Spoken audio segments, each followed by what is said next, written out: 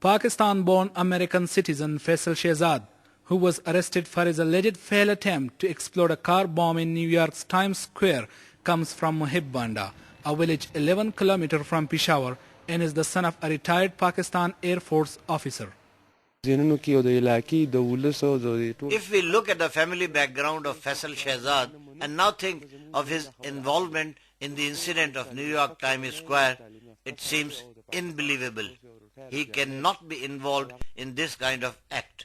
He is well placed, well educated, and this kind of a person cannot be involved in this act.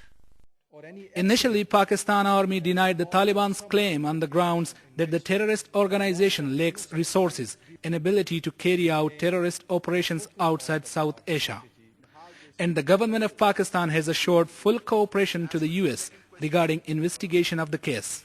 Pakistan strongly condemns the attempted terrorist attack at New York's Times Square. The government and the people of Pakistan extend full cooperation to the US government in investigations.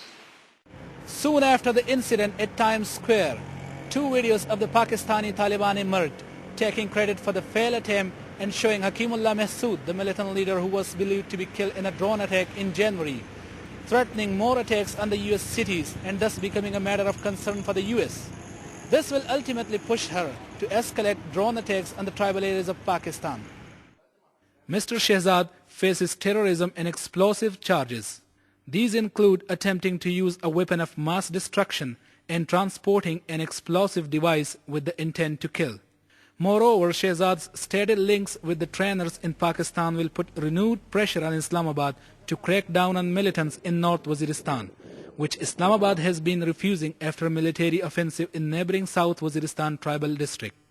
And so it is believed that the arrest of Shehzad and his confession that he underwent weapons and explosives training in Waziristan is not good news for Pakistan.